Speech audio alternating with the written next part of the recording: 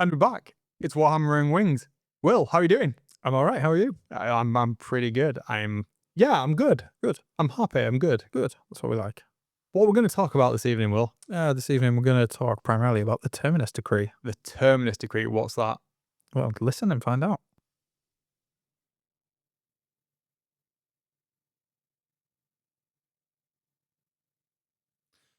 So the Terminus Decree is going to be at the top of the show, and then we're going to have a bit of a chat, a bit of a wander through some hot takes, I think, and some of the news that surfaced over the past week or so, I think, aren't we? Yeah, we've got a bit of news, and no doubt there'll be a few tangents here and there. But yeah, I think we're going to have a look at some of the news, and then I think we're going to touch on some of the future plans for AOS, specifically Path to Glory. Path to Glory, is it? Well, I'm looking forward to that segment. It's almost like recording this after we've talked about them all, like actual pros. Who would have known? Haha! Let's do this. Let's do it.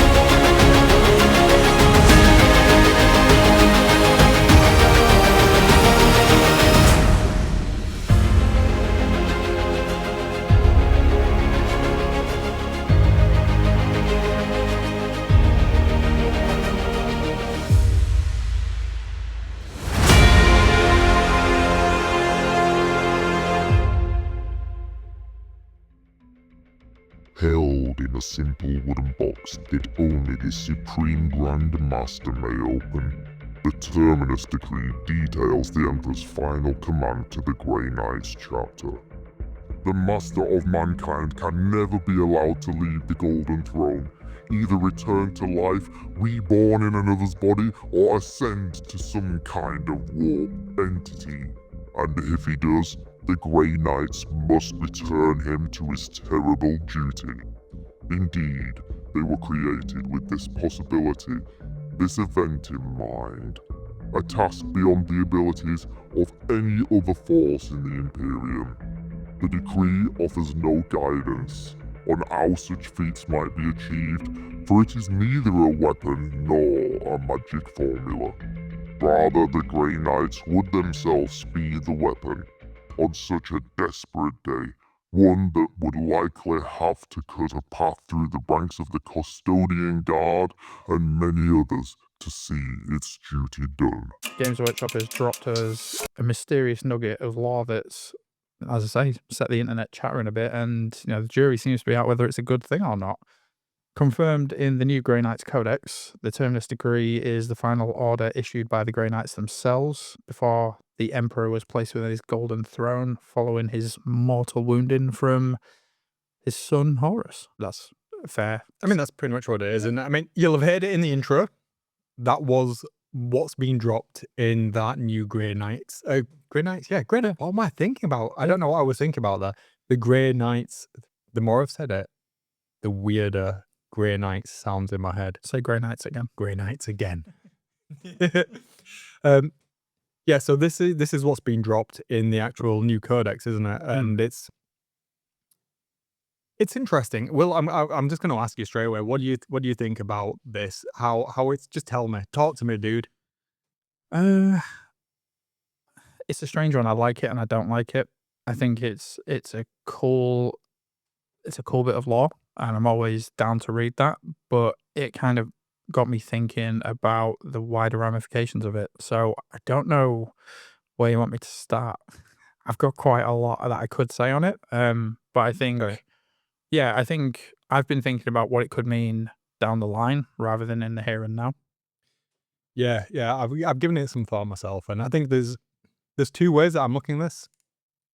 At first, I read it and I was like, oh my god, all of these ramifications that could happen now, and I got really excited. And then the more I've read it, I'm sort of like, this kind of would need to leading to a wider conversation, which we're going to have right now about it. Yeah, it's a strange one because the way I've been looking at it is that we've kind of got this central point, and then everything I think about seems to spider off it. And I'm going to really try and not to let this sort of spiral and go off on too many tangents. But I think it's a cool idea. You know, it's a doomsday device essentially, isn't it? Which, you know, is always going to be a big drop in, you know, in law circumstances. And it's interesting because we've been having a lot of, you know, little tidbits here and there about the emperor seemingly awaking or, you know, ascending or whatever. And this kind of throws another spanner into the works, I guess. But I mean, if you want me to, I can sort of say my immediate reaction. Please do. Go on. Go on, Yeah, tell me. My immediate reaction was, it's quite cool that the Terminus Decree seems to be the Grey Knights themselves rather than some sort of physical weapon or, you know, bit of magic. It's like they are this doomsday device, and that's quite interesting. It's almost Shakespearean, isn't it? If you think about it, you know, the emperor's, you know, almost favorite sons have been there, almost created for this very idea in mind. Didn't want to get too deep and, you know, with the Shakespeare thing, but you know, that's really it crept to mind. But yeah, I mean, there's a few points. I think it almost contradicts itself though, because if it's due, sorry, not if it's due, if it needs to be activated, for want of a better word, by a Supreme Grand Master of the Grey Knights, well, it kind of puts that in a weird situation because there kind of isn't one at the moment. He's off in the warp, isn't he? Yeah, but isn't the conversation around them electing a new Grandmaster at the moment? I'd take your word for it. I'm not saying it. I mean, that would make sense. But yeah, what's Kaldor Drago? Yeah, he's missing from the new codex, isn't he? So I didn't know if that was going to be a, you know, a supplement that they bring out a new mini for him, or somebody else gets elected to that position. But it does open up a whole can of worms, essentially, doesn't it? I mean, what do you think? Sorry, I think I'm rambling about. No, you're not rambling about it at all. It's interesting to hear what you think.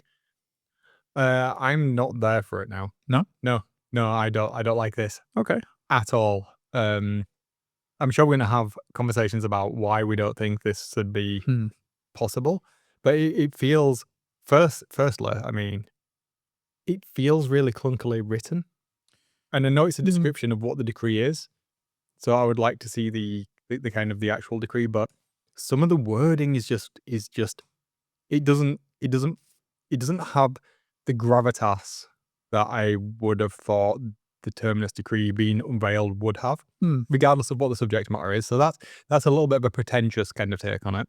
I don't think it is. But then there's like the logistics of it.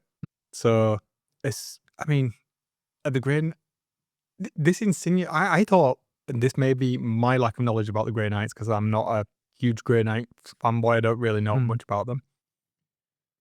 But weren't they just kind of like formed out of the remnants of other dudes from different chapters?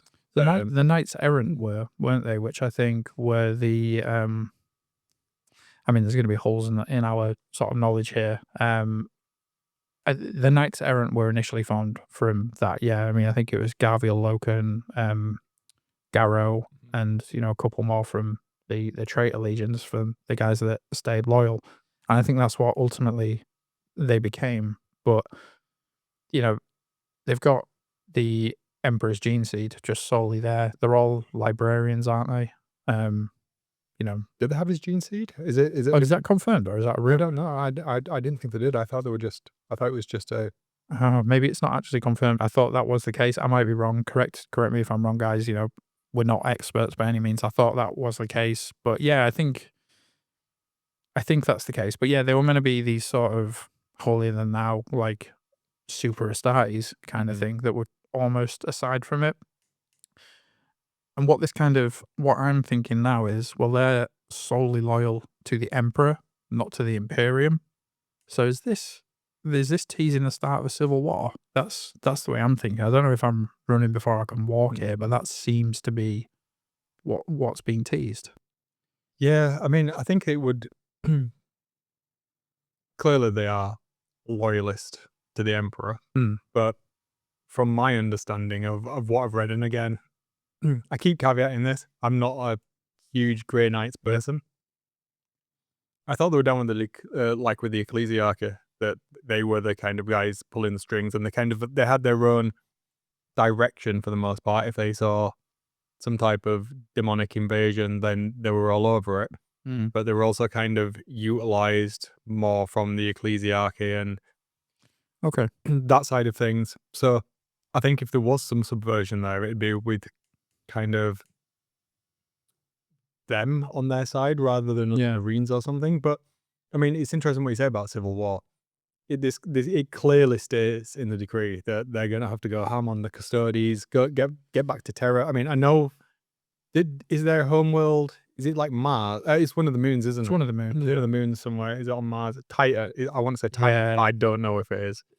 Yeah, it's somewhere around there, isn't it? It's either Titan, Phobos, or Deimos. But I might be conflating it with Doom. Yeah, I mean, okay. Well, if we boil it down, it's somewhere that's near Terra. It's definitely in like the Sol system. Yep. So they're pretty close to home. But isn't like Terra's pretty? That insinuates, the Terminus Decree insinuates that they got to get back there and get Big E back on his throne. So like, come on, sit down now, Dad. Calm down. It's a strange one, isn't it? It's, you know, if this is to come into effect, and I mean, how is that going to interact with the Custodes? Because that's it. If you think about this logistically, there's 1,000 Grey Knights. I think that's confirmed in the law. I was going to say, so it's a codex compliant chapter, yeah? So let's say there's 1,000, maybe 1,100 with initiates and all this stuff. So conservatively, let's say 1,100 of them. Yeah, against 10,000 Custodes. Ish. Yeah. The Custodes, can new ones be made, or is it just Big E slapped out 10,000 of them since the Hemisphere? I don't know actually. So like, let's okay. So there were 10,000 Custodes. Most of those are on Terra. Yeah. So let's say I want to say that they can't be new custodians made because it was the Emperor that handcrafted each one of them, wasn't it? Yeah, but I mean, another point to consider is that the Grey Knights are firstborn, so they're not primaries. And everything we've read is that if you put one Custodes against one Astartes, he's going to get his ass handed to him. Yeah. I mean, Custodes are literally superhumans, aren't they? Yeah. So like, how are 1,000 Grey Knights going to get through that? Assuming that the Grey Knights can get to Terra, and land on Terra, get past all of the bombardment. So I don't know, say like the deep striking or teleporting. And it's not like it's just the Custodes, is it, kicking it on Terra? You've got like Imperial Guard, Imperial Sisters of Silence, Crimson Fist, right? Sisters of Silence hanging out with Custodes. The Grey Knight's whole thing is like, oh, I'm a librarian, I'm a psyker. They're being nullified by Sisters of Silence, isn't it? It's how is this even going to work? Please, I need more information about this. Yeah, it doesn't seem to work. This is why it's got people talking, because I mean, immediately we've been talking about it for what, 5-10 minutes, and it's almost all over the place, isn't it? It answers more questions just from this one piece than it answers. Yeah, you know, I think just to rein it back a bit, we can't discount that it is a red herring either, because we know that Games Workshop have done things like this before. I do think that it's almost, it detracts a little bit that it isn't open to interpretation anymore. There's always been a lot in the 40k setting where, you know, something open to interpretation sparks conversation and has this sort of creative thought process. You know, if you think about the 2nd and the 11th Legions, the missing Primarchs, that's never been confirmed, and that's kind of just left to be open to interpretation. That's what the Terminus Decree was to an extent until what, last week, and now I almost feel like it takes a little bit away from that to have a question answered, but then have so many other questions on the back of it. And I know they might be drip feeding us, it might be a red herring, it might be something that never gets mentioned again, but you know, I think there's so much that you could say about this subject and so many threads you could go down, but it's interesting that you're not here for it. No, I don't. But it feels like for this to happen, they're going to have to retcon so many established things in the law, or just have some sort of magic thing happen, some MacGuffin that's not been mentioned anywhere ever. I think that's a very good point. But another thing that I thought of was, if this is lining up to be some sort of civil war, the Terminus Decree itself could be seen as something. It's Games Workshop's very own Terminus Decree in a sense, because it opens them up to completely reset the Imperium, with a civil war, some sort of total collapse. It could be something to do with what's coming in the next potential setting for 40k. Maybe, the next edition. It could have ramifications for the future. It provides a flexible hook for them to dramatically reshape the universe, really. I don't know if I'm thinking too deep into that, but that's immediately where my mind went with it. It does, and I kind of get where you're going from. I suppose from my perspective, I've had similar thoughts to you, and I think we've talked about this in one of the previous episodes. I have no interest in the Horus Heresy. No. And I think doing Horus Heresy 2.0 to coin that phrase as not the game, but as a way of resetting the setting or progressing it is lazy. Yeah, okay, I didn't think about it that way, but it's yeah. not interesting. But the laziness is an interesting aspect. And I think this is, again, I hate saying this because it makes me sound like the kind of nerd that I'm not. But it's written so... I think part of why I can't get behind this is it's written badly. It sounds clunky. I mean, just this... I didn't think it was until you read it out loud. And when you did, I kind of thought, that doesn't flow that well. It's specifically, it's the part for it is neither a weapon nor a magic formula. It's just, I mean, that's vile. That is disgusting way to word it. Yeah, I do see what you mean. And how they specifically mention Custodian Guard is odd. To me, at least. I don't get it. But the thing that really... Well, I think they're teasing that. They've mentioned it for a reason. Yeah, I do as well. Yeah, I mean, I don't know if that's me clutching at straws or holding on to an idea that something's going to happen in excitement, but why else would you say it? Yeah, there's... right, okay. One of the things that I love about 40k or Warhammer is this, what we're doing now, having this conversation. So if this is a bit of throwaway lore or a red herring, fine, cool, whatever. But the fact that I'm getting to enjoy the conversation with you, that's interesting to me. Yeah. Now, one thing that hits me with this as I read it again is like the description of how it's explicitly said that it's held in a simple wooden box. Straight away, and I don't know if I'm clutching at the straws now because I didn't put these parallels together earlier, is that's quite similar to some of the Judeo-Christian law of like the Holy Grail not being the big ornate cup, it's a simple cup, Yeah. and like the you turn a rock and you'll find me rather than having to go to the church. The analogy there, it feels quite similar to that. I don't know if that's where the inspiration for it came from. I didn't think that until you mentioned it. Then what is really interesting and the larger question, regardless of where it goes for me, is if Biggie gave this decree, this order, he saw the future or had an inkling of what would happen. Yeah. Should he awaken? So if he's awakening, why couldn't he just be like, oh, I'm not going to do that? So he's changing, something in him is changing, is emerging as another warp entity, as something else is transgressing. He says that he can't die. So there's all of these things. It's basically like legitimizing the need to still have the Astronomicon. Yeah. Fifth Chaos God is my idea. Just throwing that out. Well, it's interesting again, isn't it? The wording warp entity rather than a chaos god, force of nature, whatever. That's the thing. So it's like, what happened to the left of this that's influencing? Because up until now, everything that I've read lore-wise about the Emperor was that he had to, it's like the King in Yellow thing, isn't it? He had to remove that part of him, that empathetic part of him to make those tough decisions. This feels like care, that he cares about what's going to happen, that he's put some thought into it, because if you remove that empathy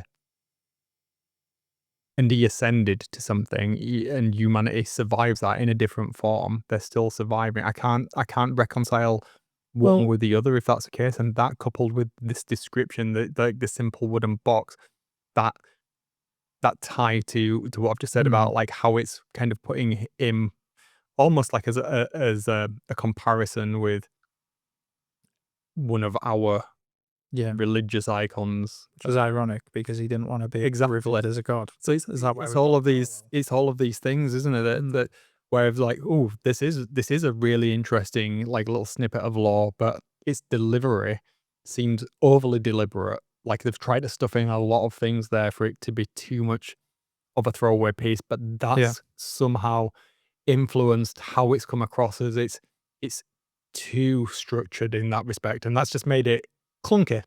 Yeah, okay. Yeah, they've tried to cram too much into a Yeah. couple of short paragraphs. Yeah. Okay. Yeah, that makes a lot of sense. It's a tricky one. I mean, as you can probably tell, I mean, this is we've had a fairly scattergun approach to this discussion, because there are so many different moving parts within it, and it is hard to get anything definitive when you're only going by something that, let's face it, is just going to be in the corner of a page of a codex.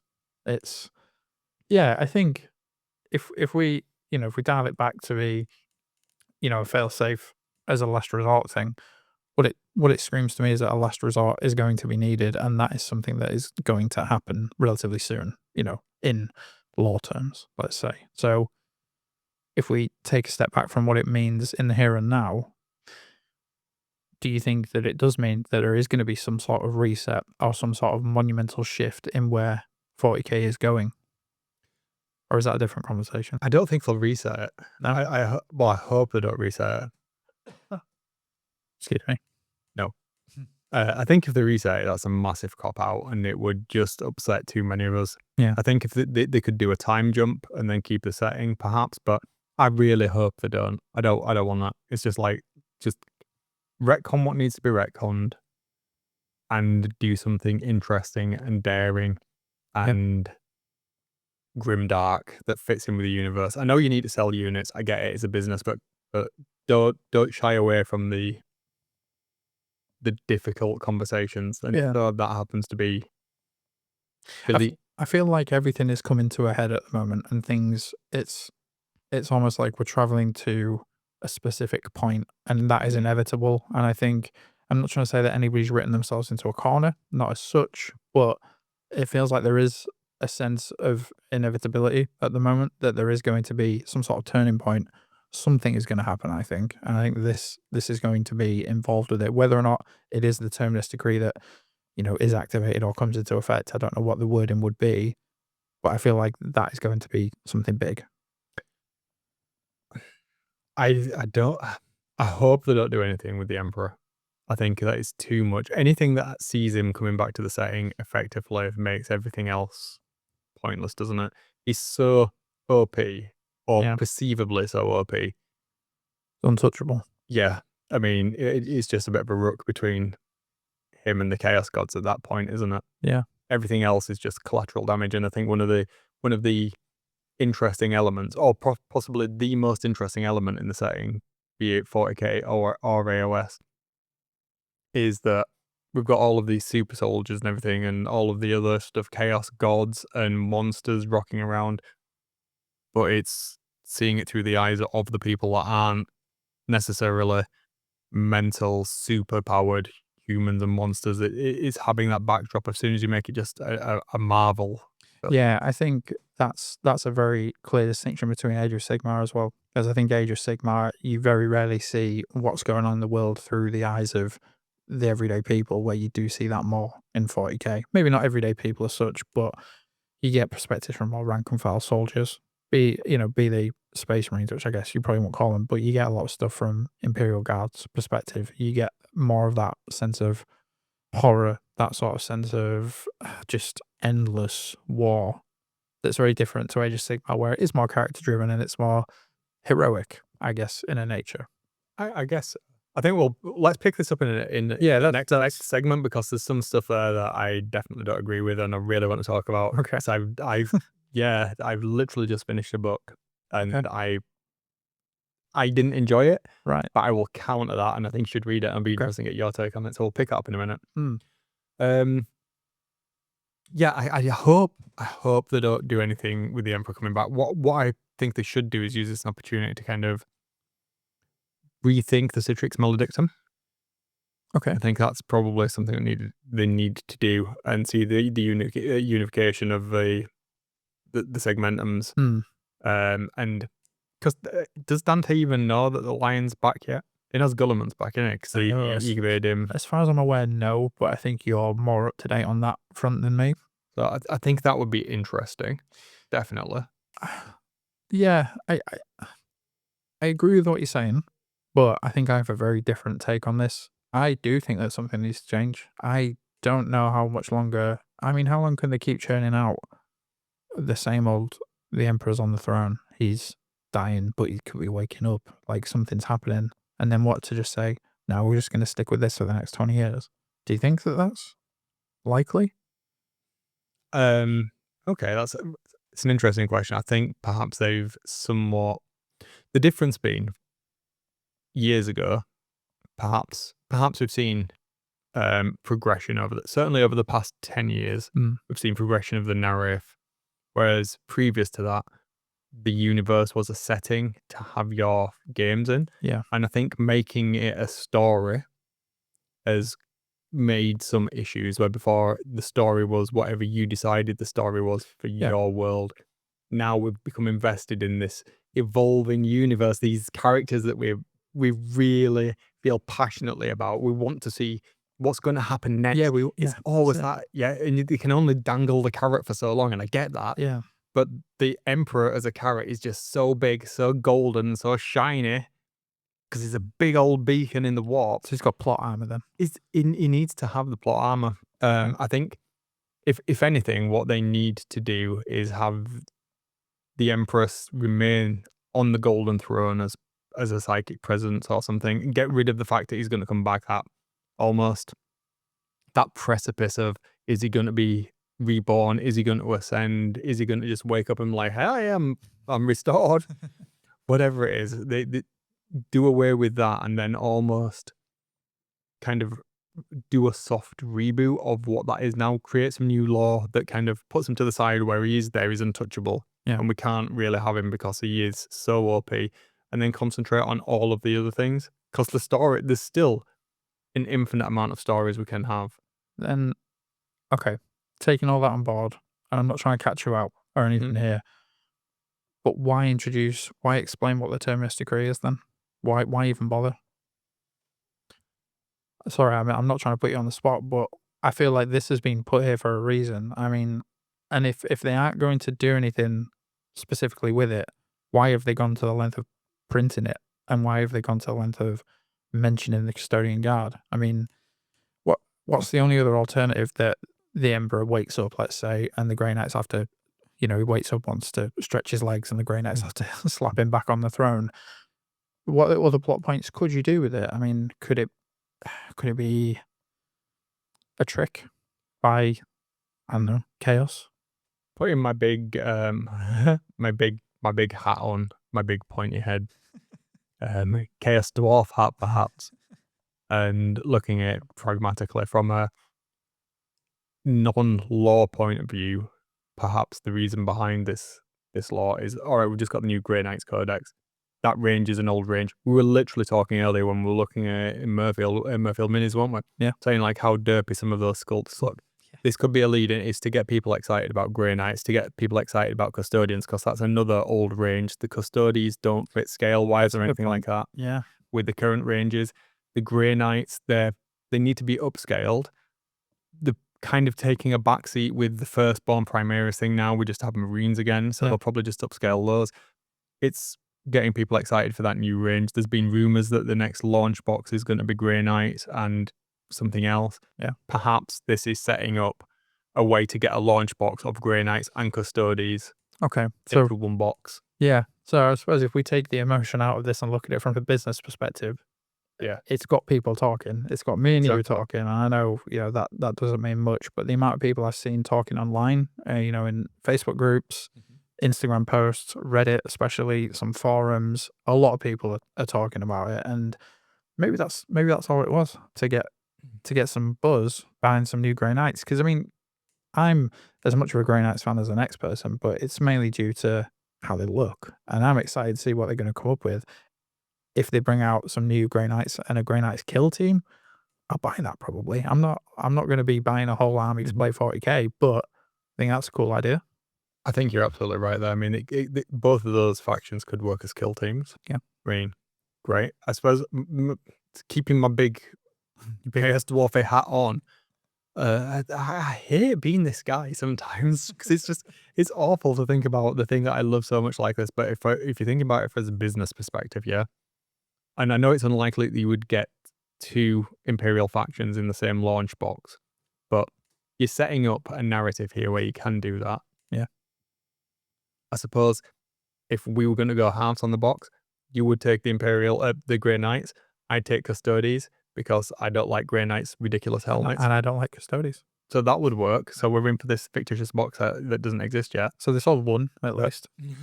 As a loss leader to get people invested in the hobby, which is what they want, they like to sell those launch boxes. That's the point. If you put Custodes and Grey Knights in, right, you sell them a can of Retributor armor, you sell them a can of Lead Belcher.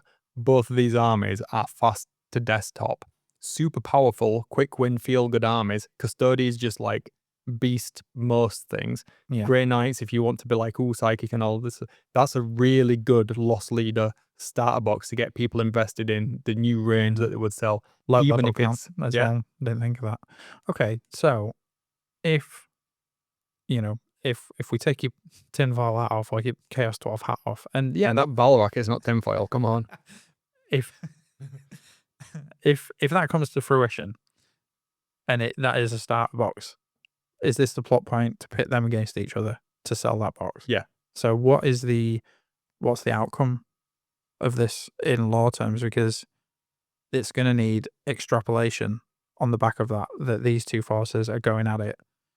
Likely, one of them will get destroyed, or there's big ramifications in the law, because it's not going to be like, oh, we had a fight, a few died, and then we all went back to being happy families again. That can't happen, can it? Perhaps, and again, my hat's back on. One of the things we're seeing less and less of is the demonic side of chaos represented on the tabletop at all. I know you may argue against this, but it's definitely one of the older ranges. There definitely doesn't seem to be the appetite to refresh it. And I get why they wouldn't push that from a marketing perspective. Perhaps this, exactly what you said there, is an opportunity to realign what the Grey Knights are as a faction, because they're well loved. Yeah. They're synonymous with being demon hunters. That's their whole thing, being psychic demon hunters. Perhaps if we've got this shift to they can't get through as readily into real space, there's less need to have the Grey Knights as a specific chapter solely focused on that. So it's to realign that, give them another form of relevance. Yeah, and they use this as almost like a jumping off point, but then giving them relevance still that's equally weighted to that, because the whole demons coming into real space and the Emperor being on the Golden Throne, stopping demons coming into real space on Terra.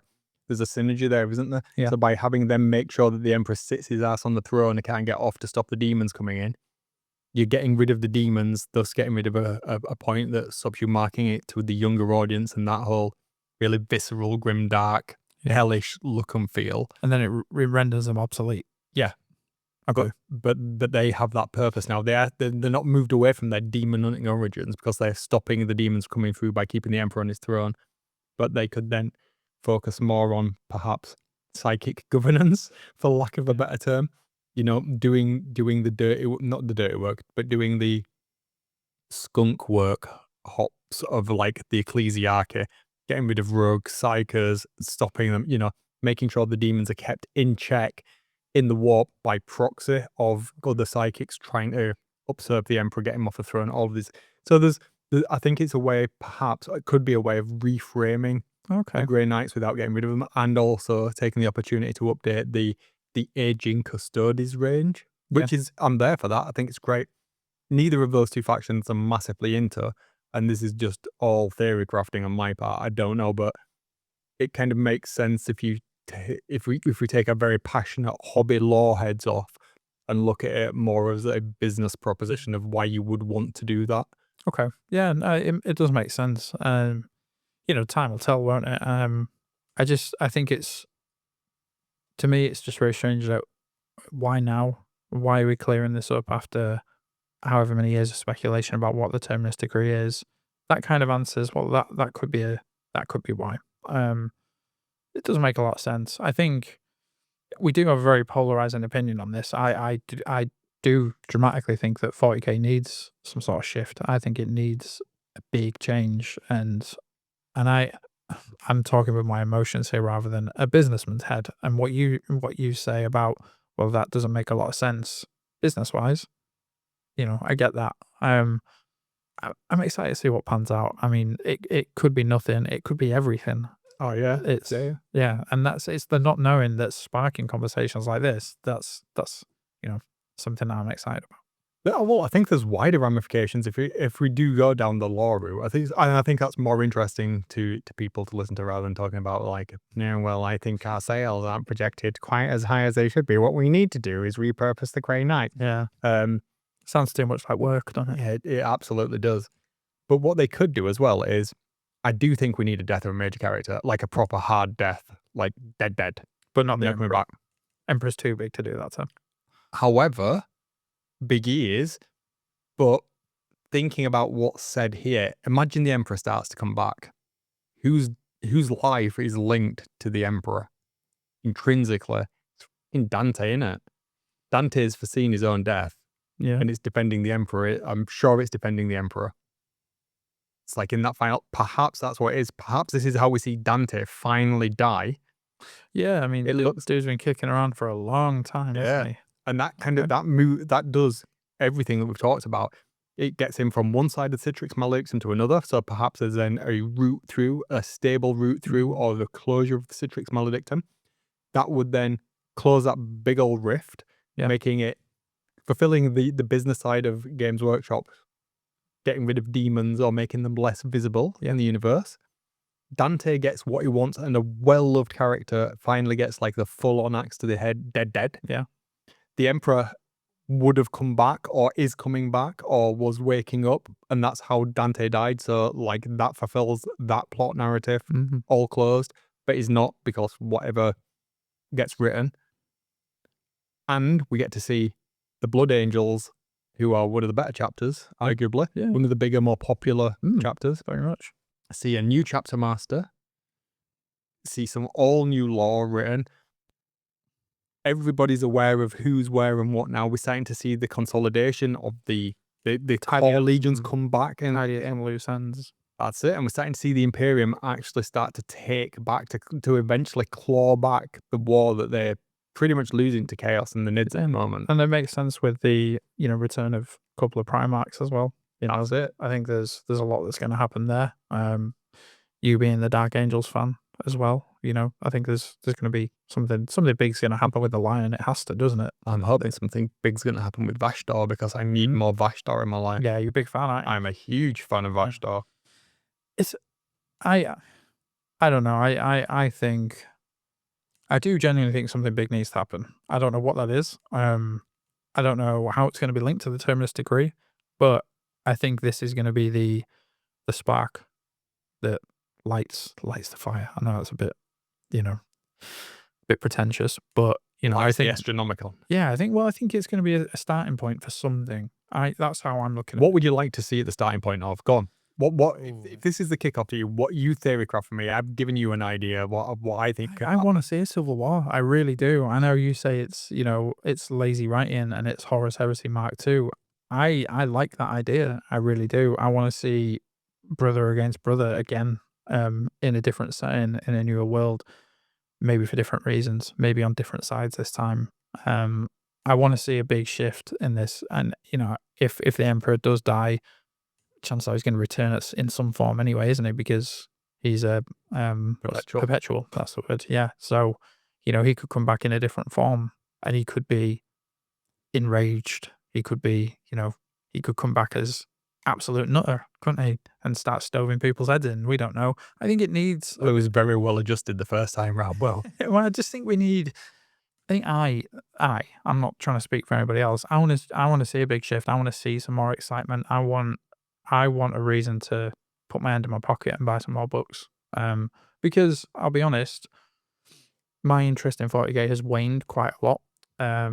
And I really enjoyed the Horus Heresy to give me some backstory that was new, and I liked the character-driven elements of the Primarchs. I liked that, and I don't think 40k has it as much. So I think from a purely selfish standpoint, to see that civil war and to see that idea of these two sides against each other that may have been allies for some time, and to see that sense of betrayal and treachery, I think that would make some really cool Black Library novels. But again, that's just my opinion, and that's what I would like to see. Don't know if it'll happen, but you know, I want to see. I don't know. I just want to see less Ultramarines and It's more. not going to happen. No, I know. I'd like to see more Dark Angels though, especially with the Lion back. Stuff like that. I would really like to see more Space Wolves at the moment. Yeah, well, they've had a range refresh, haven't they? That's why, man. I mean, they were my first army, and now they actually look They look all right. amazing. They look less comical. Amazing. I mean, Russ could come back. He went into the warp, didn't he? Yeah. Like, he's not confirmed dead. Well, no. Russ and Lion, they've got beef. They have got beef, but do they put that to one side? Do they go up against somebody else? Do we see? This is what I think we need to see. I think we need to see some shifts in the narrative. I think we can let some of these old, these old sort of favorite ideas go a little more. Like, do we see some of the Primates come back and they're not agreeing with what they're seeing now? This is not what the Emperor had in mind. Like, these guys can say, well, I know him. Like, this is not his idea of the Imperium. This is all wrong. We need to change this. Does that spark something civil war? Is there a power shift? All these kinds of things. It's, I think that's what I want to see. And, I want to see more from the fallen Primarchs. I want to see Magnus come and do something daft. I want to see what Lorgar's up to. And what happens if the Emperor does ascend to godhood? Lorgar comes back out of the woodwork and go, oh, look, I was right all along, wasn't I? It's interesting. I think I just really like the characters in the Horus Heresy. I really like the idea of the Primarchs, and I think with them being back, I think more should be made out of that, personally. I don't know if I want to see more Primarchs come back. I mean, I do and I don't. If we think about this logically, who could come back? Russ could come back. Yeah. Vulcan. Yeah. Lorgar. Yeah. Fulgrim is back. Ferrus Manus cannot, as far as I'm aware. No. He got decapitated, didn't he? Rogel Dawn. What happened to Dawn? He died, right? Well, we're contentious. We have his hand, or yes, they have his hand. Yeah. I'm not an Imperial Fist person, but yeah, he's not a Jagatai Khan somewhere in the warp doing. I mean, we spoke about some stuff. Khan a couple of episodes ago, didn't we? And neither of us are particularly interested in that. But can't have Sanguinius, which is a shame because he's cool. Or Farius. Or is there a triplet that we didn't have? Well, he knows. Yeah, I mean, there's loads of stuff that could happen. I'm not saying that I want all of them to come back at once. I don't think that's a good idea. I think that would be very lazy. But I think do something big with the ones that have. That's what I'd think. I mean, we know that some of the Chaos ones are alive and kicking and doing their own thing. Bring them into real space. Put them against the brothers. Let's thrash this out. Let's give them a reason for me to see this on the tabletop. Yeah, I think we're getting away from the Terminus Decree now, but I could see the Terminus Decree. That's what we were talking. Yeah, but I can see a bit of sibling rivalry going on between Gulliman and the Lion. Yeah, as well. Yeah, very much so. I mean, Gulliman. I mean, I don't really have much of an opinion on him, apart from that I'm not his biggest fan. It was obvious that he was going to be the one that came back first. He's the poster boy, isn't he? Yeah. Yeah, I mean, I think if we do take it back to the Terminus Decree, this whole idea that there was been this couple of paragraphs in seemingly innocuous codex has sparked this, not just with us, but with a lot of people. And would you be disappointed if it was a red herring? Would you be happy to leave it as it is? What do you think? I'd be happy to let it go. Yeah.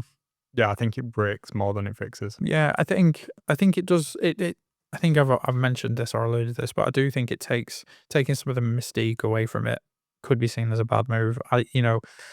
It's nice to think, what could this mean? What could this have been? What is it going to mean in future? And then to have it in black and white, yeah, it does open up a lot more questions, but it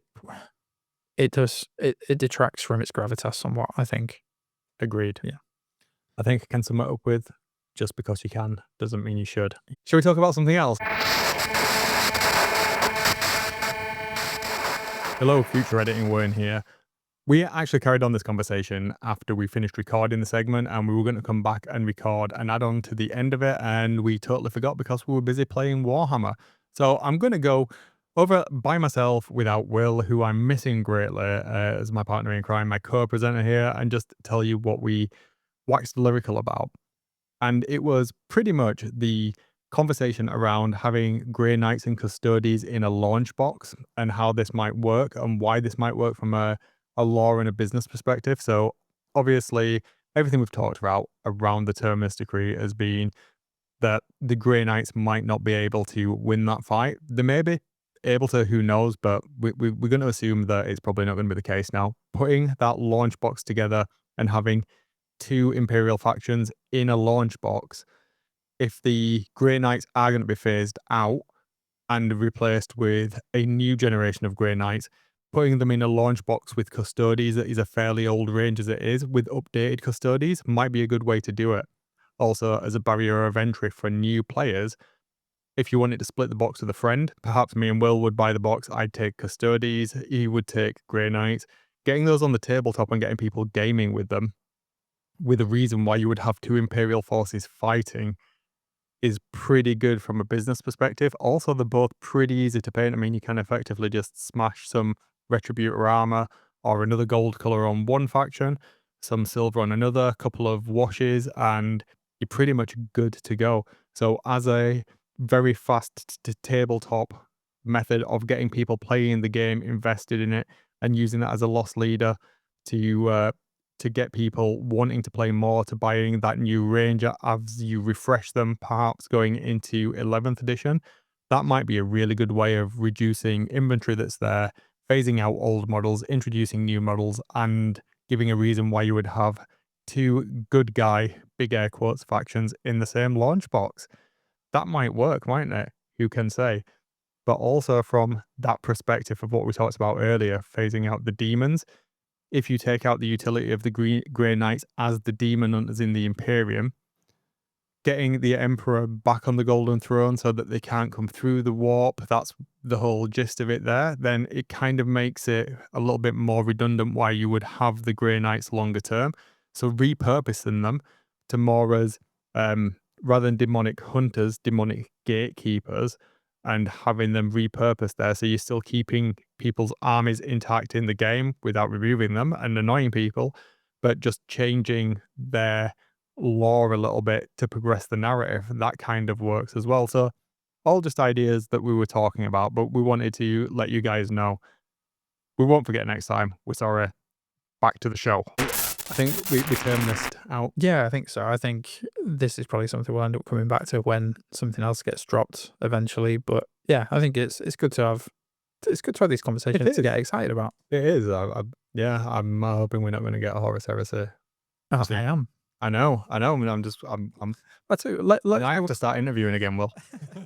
let us know what you guys think. I mean, do you think we're on the money? Do you think we're way off? What would you like to see? Are you a fan of this? Tell us what you think. Drop us an email, leave a comment somewhere. We're on our social medias and everything. You'll find us on Instagram and Facebook, but drop us an email, do whatever. Absolutely. We would love to know what you think. What's the email address again? warhammerandwings@gmail.com. warhammerandwings@gmail.com. Yeah, drop us a line. Let us know what you think. I'm gonna dig deep into these wings. And from the tasty hot take on the Terminus Decree to some tasty hot wings, we just had a right feed, and it was an amazing hot sauce. What was it, Will? It was Succulent vitality! honey badger from Torchbearer Sauces. Torchbearer. So, you know, there's a Transformers group of combiners, I think, called the Torchbearers No, that combine into Victorium. I didn't know that. I don't really follow Transformers. Well, you should do. I know you do, but I'm a Gundam guy. You know this. Gundam. Tell me about Torchbearer hot sauce. Honey badger, it was very, very tasty. Yeah, it was super nice. Honey mustard based sauce with both Scorpion and Carolina Reaper chilies. So yeah, it packs a punch. I'd say tangy, vinegary, mustard forward with a bit of honey sweetness. You definitely get a punch of heat from the peppers. I would say arguably one of the best hot sauces I've ever had. I think it really sits up there. I think you're absolutely right. This is the second time we've had it, and I've gone away and bought two bottles of this bad boy because it's so tasty. It's amazing on salads. Yeah, we tried it last week. We started this podcast because we do Warhammer and Wings on Thursday night, and we were playing Spearhead last week, and it had just popped up on I think it was an Amazon recommendation. Like, you'll like this, and I thought, I'll give it a go. We'll try something new, and it just blew me away. And it helped me to a decisive victory in Spearhead last week. It really did, didn't it? Is that what it was? It must have been. I mean, it wasn't that hot that it kind of affected my game playing skills, but it's just that I'm naturally bad. No, I mean, to be fair, I don't think it's not one of the hottest sauces I've ever had. Don't get me wrong, but I think it's a really good balance of, I think because you get how do you put it, like a nasal punch from the mustard, and then you get the heat and you get the vinegary and the sweetness. It's slapped with a power fist. Exactly. But yeah, it just worked. I think it's an American brand. It's not one, excuse me, that I tried before, but yeah, it is. It's imported into the UK. You can get it here from Sauce Shop. Yeah, we had a look at some of the other stuff that they offer, and they've got some pretty tasty looking stuff. So it does. I was surprised. So this was, I think, rated on their scale as an 8 out of 10. And I was pretty disappointed because you think it's much hotter than I do, don't you? And I was hoping for something that was. I think you wanted something that was going to kick you in the head. Yeah, but this has become my daily driver, I think. Yeah, I think it's definitely, it's pretty, it's a good utility sauce, I would say. Good utility sauce. Yeah, I don't think it's not one that's going to bite your head off. I mean, I think we've got a fairly high tolerance, but, you know, it's one that you could slather over something and, you know, it's not unbearable, is it? Do you reckon they have hot sauces in the 41st millennium to go with the corpse starch, maybe make it taste a little bit palatable? I would hope so, because I mean, corpse starch just got to be boring, right? Can you just imagine in the grim darkness of the 41st millennium, there is only war and hot sauce. I like how you're eating Reese's cups in front of a microphone. Shh. But yeah, I don't know. I mean, that could be an interesting little side note, couldn't it? 41st millennium hot sauce. It could. I have a video about the hot sauces. Yes, you do. I do. The ones that they released. There were some. Yeah, there was one that was really nice. Oh, it's just Psycho. So what's this, podcast number 5, and on all 5 of them, you have shamelessly plugged your YouTube channel. And to be fair, on my YouTube channel, I have also shamelessly plugged the podcast. You have. We'll let you off. But yeah, I think that could be an interesting topic that we could explore. One day, I would like to make my own hot sauce. I just don't know how you do it. I mean, I'm guessing it involves a blender, some chilies, and some random vinegar. Fermenting some chilies, yeah. That sounds funky. Sounds like a stinky kitchen out. In the best possible way.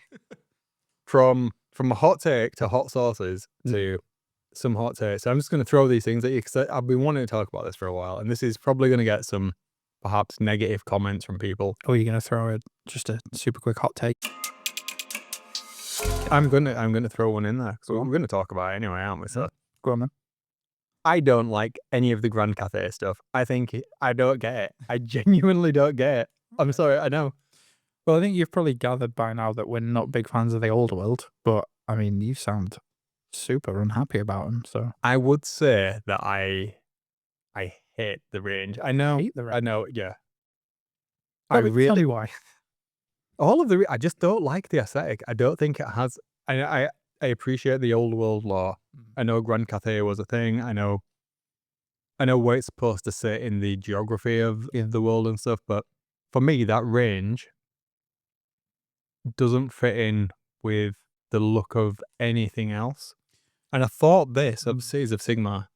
However, I can see how that does align with some of the other stuff. But I'm not saying that this range is bad. It's beautifully sculpted, and I can appreciate the aesthetic of it.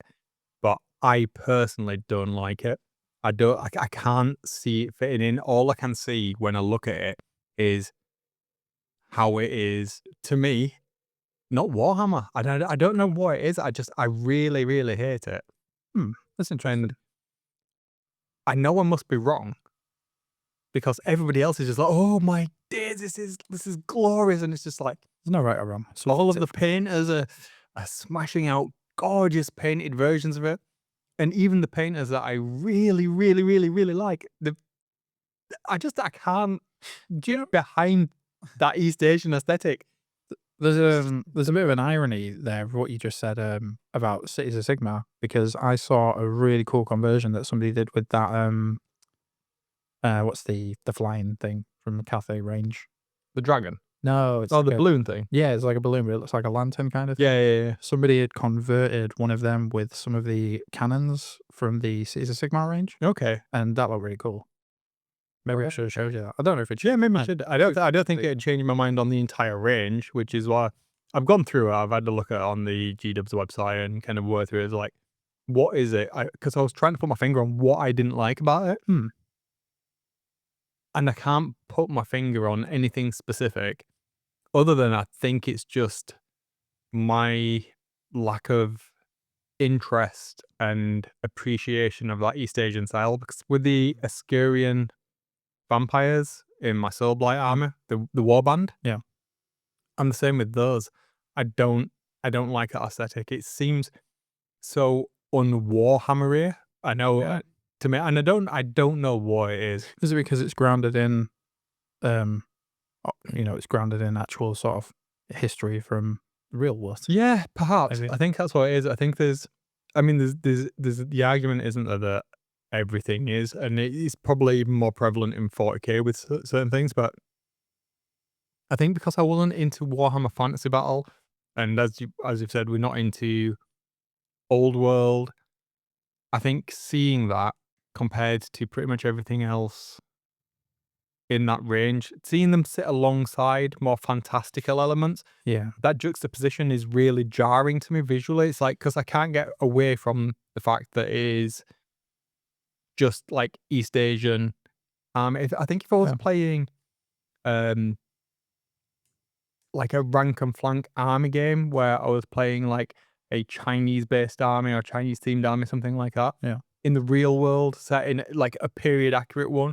Granted, I know it's got the dragons and some of the more fantastical elements in there, I know you. but even those elements look grounded in like real world biology almost. Yeah. When you look at those dragons compared to say the Stormcast, Star Drakes and such, I can't see that evolution from one style to the other. Yeah. And I think that coupled with all of the other things in the old world having a really different divergent style from Grand Cathay, and perhaps over time that'll become less evident, as they eventually start to refresh those ranges and that Grand Cathay sculpting style becomes more the norm. Yeah. Perhaps it'll feel less jarring to me and I'll revisit that opinion. But for now, yeah, my hot take is I just can't get behind it. Fair enough. Okay. Yeah. I mean, it's your hot take. It is. Do you have any hot takes this week? I do have one. I think mine is probably going to be a little shorter than yours and a little more. I'm sorry. To the point. No, don't apologise. I was ranting one. A little bit, but we like rants. I mean, my hot take, Sigmar himself. I don't know how everybody else feels about this, but I just think he's one of the least interesting and one-dimensional characters in the entire setting of Age of Sigmar and Warhammer in general. It's just boring. He's a perfect hero. He doesn't really have a lot of complexities or flaws, and he just falls a bit flat for me. Maybe I need to delve into some deeper lore, but it just seems like a bit of a bland protagonist compared to some of his counterparts. Good old Sigmar Heldenhammer. Yeah, just doesn't do it for me. I can see where you're coming from, to be honest. Yeah. It's just too good. It doesn't have any doesn't seem to have character depth. There's no sort of, dark past or hidden, just too good. I don't know. I get that he's supposed to be the quintessential good guy god. However, I wonder if, like what we were talking about earlier with the Emperor on the Throne and stuff, I wonder if that is in benefit of the story, keeping it glossy, keeping it high level, not going too far into that, because at the end of the day, he's not the focus of the story. It is the age of Sigmar, not the story of Sigmar. Yeah, it's a fair point. I mean, I think I prefer the Emperor over Sigmar. I know you can't really draw a direct comparison between the two, but I think he's just fleshed out a little better. But no, I mean, that's my take. Just Sigmar, meh. That's it. Just yeah. I mean, of the pantheon of gods is no Nagash. No, exactly. You know, I take him or leave him. To be honest, is give me a gash, give me anyone. Papa Nurgle. Yeah, Grimnir. Like, yeah, everyone seems cooler than Sigmar. I have perhaps. All right, guys, tell us if this would be something that you want us to, or you'd enjoy listening to us chat about, and if it is, this is something that I would definitely like to have a conversation about. The pantheon of gods in Age of Sigmar. Oh, okay. Or in 40k, but specifically, I'm more interested in the Age of Sigmar pantheon at the moment because I think it's more relevant to that. So Sigmar, god. Nagash, god. Pantheon of chaos gods. Where's the intersection line? Where are they all hanging out? How does that work with the void? What is there another celestial realm that they're all hanging out in? Because Sigmar's up in Azir, isn't it? Yeah. Just chilling. Is he physically in Azir? Is he an actual physical being? I think so. Might be wrong. But I need to know about this. I need to talk about it, because if that's the case, then where's Khorne? Where's Nurgle? Is he in his garden just like pruning his bushes? What's he doing? You know, what's the great horned rat doing? Is he now a physical dude? I think God thing. I think so. In which case, if they're physical, can they be killed? Can you kill a god like properly? Like all of these questions of what constitutes a god in this fictional universe that we're so enthusiastic about talking about. I need to know. If anybody knows, tell me, please. And would you like us to explore this in more depth, or can you point me to some canon lore? Current. I'd be down to have a conversation about that. I'd like to go away, do a bit of homework, have a read up, and then chat about it. Yeah, I'm down for I'm that. there for this. If you guys want to hear it, we want to talk about it. We absolutely do. I mean, that was my hot take, to be honest. It was a good hot take. I enjoyed it. I think it's fairly controversial, and I'm like, right. Well, maybe I'll pull something even more controversial next time. Careful. Shall we go into the next segment then? Shall we? Let's do that. Let's do it. But before we do talk about as Path to Glory stuff, there's two more things that I completely forgot about. Let's talk about those first, because I feel we have a duty to talk about these because everybody else is talking about them, and I'm sure we have opinions. I'm sure you've seen it. So the first one is obviously the most important, logo gate. Oh yeah, forgot about this. My day. I woke up that morning, and when I saw it, I was outraged. Well, yeah. I got out of bed and my face was set. It's like, how dare you change this logo into some? It's like, seriously? It's like, yeah, the Games Workshop logo is pretty iconic, but my day, this has been blown out of proportion. It's like, guys, come on. Everybody's gone mad about it. We actually haven't. This is the first time we've actually done right this, so I carry dropped on me.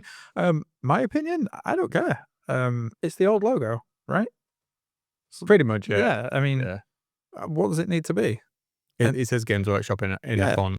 I mean, it makes no difference to me. I'd be more outraged if they changed like the Age of Sigmar logo or something, but it makes no sense. I think it looks quite good. It looks smart. It looks a bit more modern, even though it's the old one. It's uncluttered. I kind of like it. Yeah, I'm not overly interested. Pete, are you guys interested? Are people just? Do you know what I think? This sounds controversial. I sound really controversial this week. I'm feeling. Yeah, I know. It feels like that there's folk just wanting to make content about something, and it's like I genuinely bait. Yeah. I genuinely don't get on with some of Games Workshop's business decisions, but I get it's a business. As we've talked about in all of the law stuff as well, I get that there's an underlying business driver, and this is one of those things. It's sort of like, do you really? You're annoyed at Games Workshop because it's the in vogue thing for if you're putting content out there seemingly to be annoyed at Games Workshop or whatever. It's like, it's just enjoy the hobby. Yeah, it really, I mean, it makes no odds to me. I was more bothered when they changed the name of the stores from Games Workshop to Warhammer. Really? Yeah. I liked that. I don't like that. I think it was just because I grew up with it being Games Workshop and I just don't like change. Or I didn't at the time. Now, I mean, I'm not bothered. I think I'm just of an age where everything has changed from when I was younger. So I'm used to it, you know? See, I like the change going from the Games Workshop stores to the Warhammer stores, even though I was kind of out of the hobby at the time. Yeah, I was actually. Yeah. I just liked the shift in colour palette from that I red did. and yellow to No, black. Do you know what? That's the right colour. What do you call it now? If you would say, I need to pop into, I know, yeah. where'd you go? You say you're going again. You go again. So Sure. Yeah. And everybody knows what you mean. But it doesn't matter. But what? Just tell me to shut up. You go, you shut up. It's ridiculous. No. You're right. But I think it's separating the entity from the brand. Yeah. And I get that. And I think it was a good idea. And that's why I'm not overly bothered about Games Workshop changing the brand to Games Workshop in just a font. I don't care. I think it looks all right. I'm not against it. It's all right. Yeah. It doesn't change anything for me. So the other thing to talk about then, and I think this is a more fun one. Yeah. Go on. What about the Night Lords then infecting all the new buildings that Games Workshop have bought? They can't get rid of them. Have you not seen it on this side? I thought that was a joke. The bats. No, they've got some bats in, obviously. Oh, it's They're protected. No. Oh, they've actually got. Yeah, they've got bats in some of the new buildings, so that it's halted some of their construction plans. I mean, that's quite cool though. For if anything's gonna stop bats, is cool. Yeah, it is. I mean, Night Lords aren't that cool for me. I don't. No, we were talking about this. Pseudo hot take. I don't like Night Lords. Another hot take. So we were talking about this separately. We went. I think I sent you. Oh yeah, the new Black Library book, the Night Lords one. Yes. I mean, that front cover is awful, and I sent pictures saying, like, is it just me or is that font horrible? And you just went, I just don't like Night Lords. So I was like, all right, fair enough. I like the idea of Night Lords rather than how they actually look. I don't think they're very 40K. No, I think they're the Grand Cathay of Space Marines. Actually, to be fair, I do like them more in the Heresy era. So yeah, you got a point there. I like old Conrad, Edgelord of the 31st millennium. See, this is what I don't like. I don't like Space Batman. I love Batman, but I don't want Space Batman that's emo. Yeah, got nothing against emos, haven't you? Sometimes. Sorry if you're Raven Guard. Or offend anybody. I used to be one. So I prefer Raven Guard to. I mean, them, the emoist of the emo, right? I think what it is for me with Night Lords, well, we are really going off tangent. It's like stop infesting buildings. Firstly, just because you don't like what Games Workshop might be doing. I'm down for whatever they're doing in their expansion. Please leave.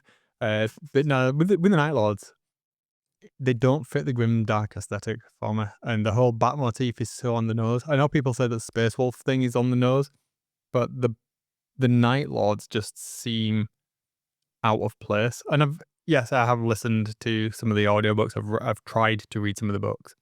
Who wrote the trilogy? I can't remember. Aaron Dembski Bowen. ADB, was it? I don't. I really liked that trilogy. If it was him, well, whoever it was. He's doing about first. Yeah. I really liked them, but then again, I haven't read them probably for the best part of 15 years. Right. But I did like them. I did.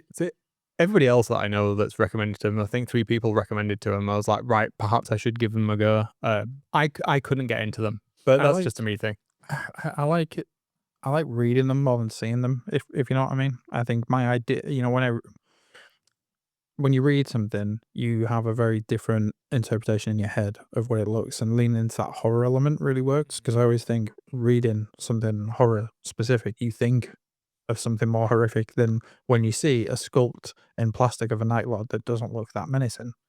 I like the whole, was it In Midnight Clad? That's a cool little line. And then, wasn't it Sevatar that said, the first one that said death to the false emperor? He was a Night Lord, right? Was it Sevatar? Correct me if I'm wrong. I think it was. I want to say yes. Yeah, but I think that's quite cool. I like them in the lore, but I don't think I like the sculpt. I think for me, what it is, since we're now talking about Night Lords, randomly. Okay, let's go with this. This is good. This is what we're here for, isn't it? Okay, so I made the parallel to Batman. Yeah, and I do think there is, and the reason I think Batman works in Gotham City is location and the personification of the shadow of the night of Batman being there. He's in the shadows, even if Batman it's not. is part of He's, Gotham. he's isn't he? part of Gotham. It's part of the setting, and it's that fear. That's why the crossover where I'm going with the Night Lords is there's that fear of them. It's not just the covertness that you could attribute to perhaps the Raven Guard, as we said. Yeah. It's that all horror, that fear, almost like that, using it as a justification for the terror tactics. That only works if there's something to be scared of. Now, I'm not saying that there's nothing to be scared of, but in the 41st millennium, let's be honest, I mean, it's a terrifying place. Just as You're scared of everything is everything, scary. yeah. I don't think these guys are going to be as scary as they need to be. So that it almost, if they were just there in one city, whatever, but it's called Nocturne. I don't know. That's where Nocturne's a planet, isn't it? is that where the salamanders are from? Or Horus? Whatever the planet is that the Night Lords are from, I can see that the specific tactics working there and then being part of almost the mythology of the city. But on a galactic scale, they just seem like a trope that they had to fit in. Sort of diluted. Yeah, it doesn't work for me. I mean, I have read the Conrad novel as well, and I was just like, Do you know what? I'm actually embarrassed to say that I have never put that 2 and 2 together with Batman before. Right now. Emanate love. But I don't know, it's interesting. Yeah. How did we get there? I don't know. We got From the bats in the View expansion of Games Workshop. So where is it? Is this down at Warhammer World? Yeah, they've been buying out all of the land around it, haven't they, to kind of I remember you expand the told me that factory and the publishing area and then for a storage. day out, didn't you? We did, and we'll be going back soon. And we will. Some of the land that they bought has been turned into car parks for the time being, which will be wonderful. Didn't help us last time, did it? Park miles away. I'm actually looking forward to going down again and talking about it, because when we went down last time, Bugman's was being redone, and now they've changed some of the displays over, and yeah, I'm excited for that. But yeah, that'll be an episode in itself, won't it? It will indeed. So we've talked about that.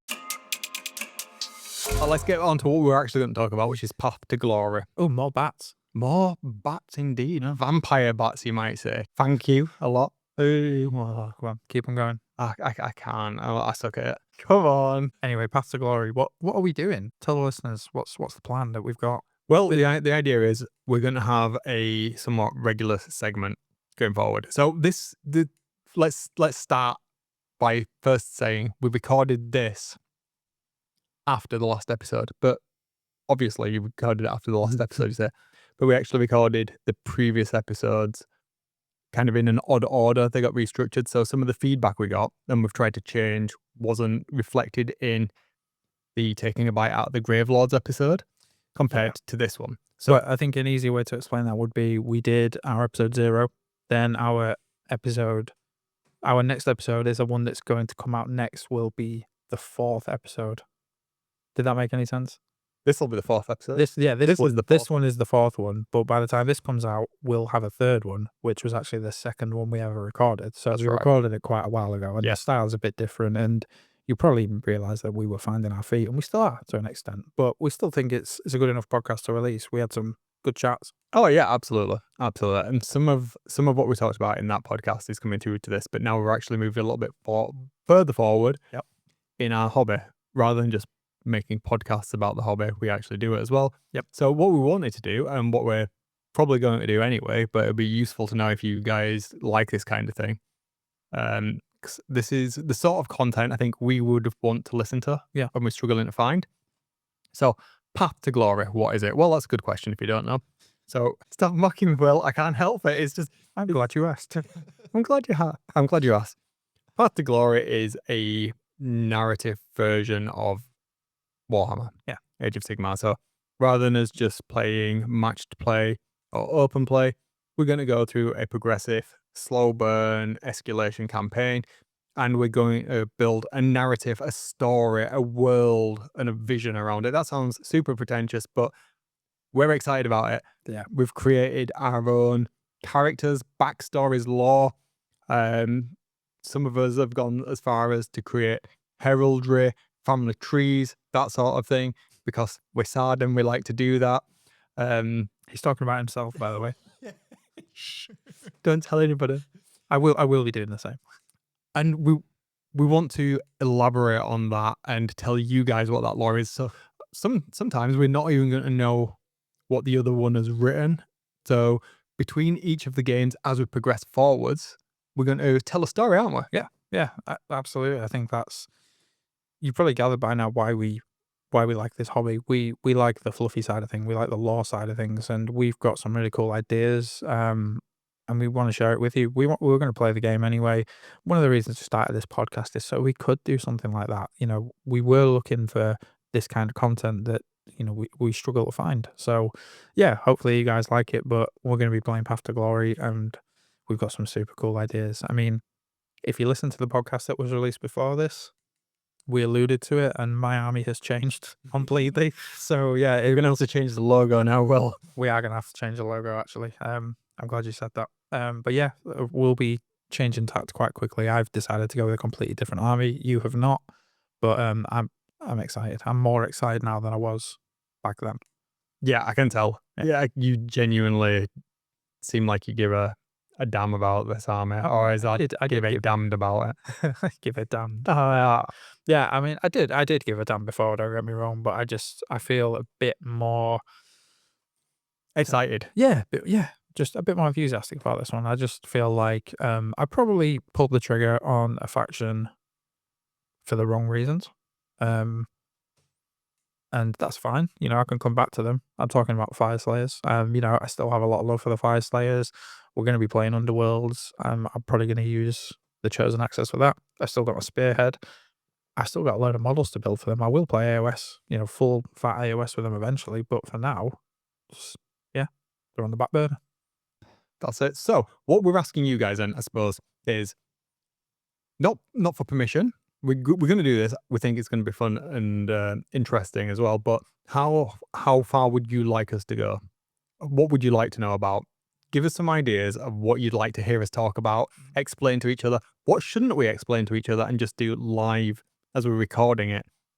You give us some ideas. Let us know how far you want us to go down that path to glory.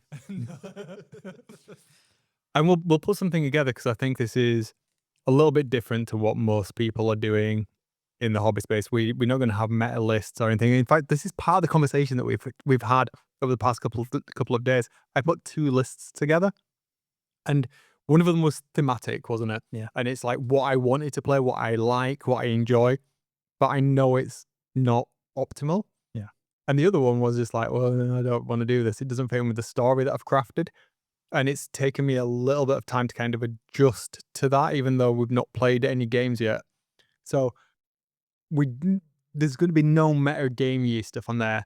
And creating this narrative story and playing in the style that we think our characters would command the army in, yeah, I think it's going to be really, really interesting. I think, yeah, you've nailed it there. I think what's going to be really apparent is the characters that we've created. Inevitably, we'll share the backstories that we've created and the names and everything, but you can tell that we really want to do this because we've got some really cool ideas, some cool names, some cool backstories, like you said. So yeah, hopefully you guys share that.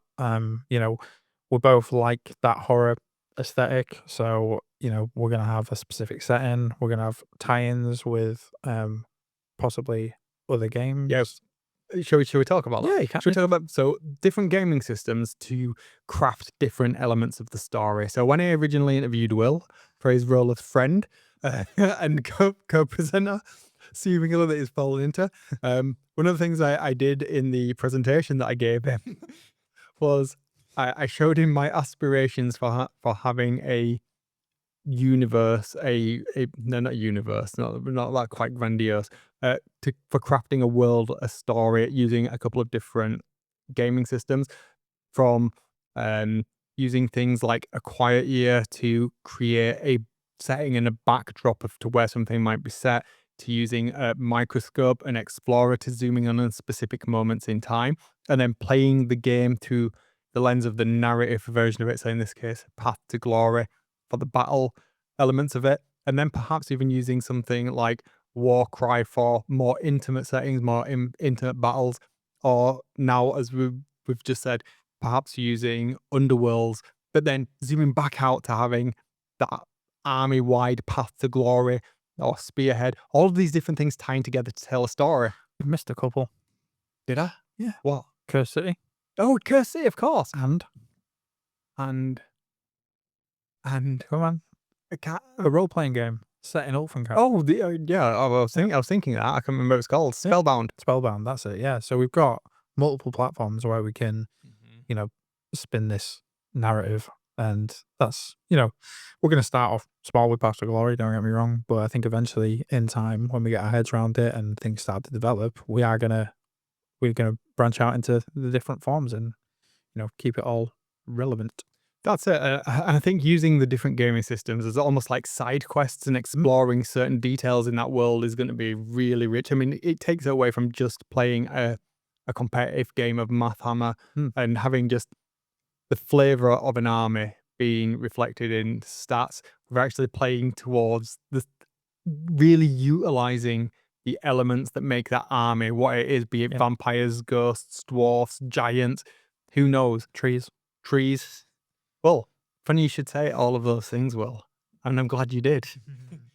Because what we've done is we've chosen to set our narrative in Shaiish in certain areas in that, and all of the armies that we've started to look at and play, we've got an overarching theme running through all of them to weave all this together. So not only do we have our mains, but we've also got secondaries that we can jump into, perhaps for certain conflict, a different fight that happens at a different time. Indeed, different time periods. We can do all of these things inside of this, and using those different systems allows us to kind of really jump around, not get bored, but we've always got this larger narrative set inside of the evolving narrative that is the Age of Sigmar at the moment. Yeah, I think, excuse me, I think, yeah, I mean, you said we don't get bored, you know, it'll stay fresh, won't it? Rather than just churn out battle after battle after battle, we can go, well, how about we have a game of Warcry, or we do this, or we do this, you know, we can mix it up, you know, it keeps it fresh for us, because let's face it, we both work full time, we've got families, you've got kids, you know, this is fun for us, this is an escape, you know, we want to keep it fresh, we don't want to get bogged down doing the same thing over and over again. It just gives us freedom, gives us creative license to do what we want, you know. We've both chosen factions that make sense for them to be where they're going to be, to do what they're going to do. Again, I can't stress enough how cool some of the lore is that we've come up with, but hopefully you guys agree when we get around to sharing it. But yeah, I'm super excited for it. I feel like this is kind of what we've been leading up to for the last few months. You know, we've been playing Spearhead a lot. We've been painting a lot, you know, we've been doing a bit of this, bit of that, bit of research and a lot of different things. And it's now coming to a point where we're kind of ready to dive in. Absolutely. Yeah, 100%. And we want to do it with you guys, take you guys along with us on this this journey. And we want to get you involved. So as we start to play the game, let us know how you see things panning out, and we can perhaps roll some of those ideas into what we do. And we put the decision in the hands of the dice gods. That'd be interesting. Yeah. Yeah. And if this does work, we'll take it into the grim dark future of the 41st millennium under the guise of Kill Team. That'd be cool. Yeah, I mean, we're going to do it. Kill Team's always been on our radar, hasn't it? I think, you know, it's inevitable that it's going to happen at some point. But yeah, this is going to be our main focus for a bit.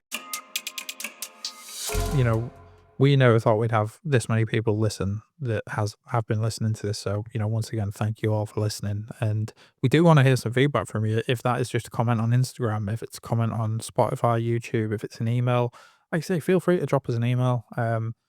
Let us know what you want to hear about. If you think this is a good idea, if you want to, you know, see some sort of battle report, you know, if you want to hear us just chat about it, anything like that, just let us know. So long as you don't want us to do a 24-hour paint-a-thon or build and paint a Titan, we're there for it. Exactly. Where can they find us, Will?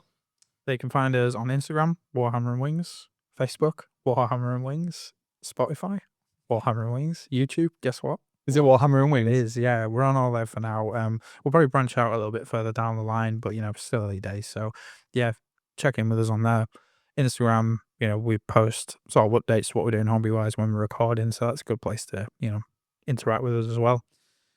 But yeah, drop us an email. I think that's the big one. warhammerandwings@gmail.com. That's Warhammer AND wings@gmail.com, not the ampersand. Boom. And I think that's it for this one. We'll be back in 2 weeks' time. We will. With episode 5 actually recorded sequentially, I think. Yeah, we're getting there now. And in which case then, we'll sign off. He's been Will, I've been Wayne. We'll see you on the other side. See you in a bit, guys.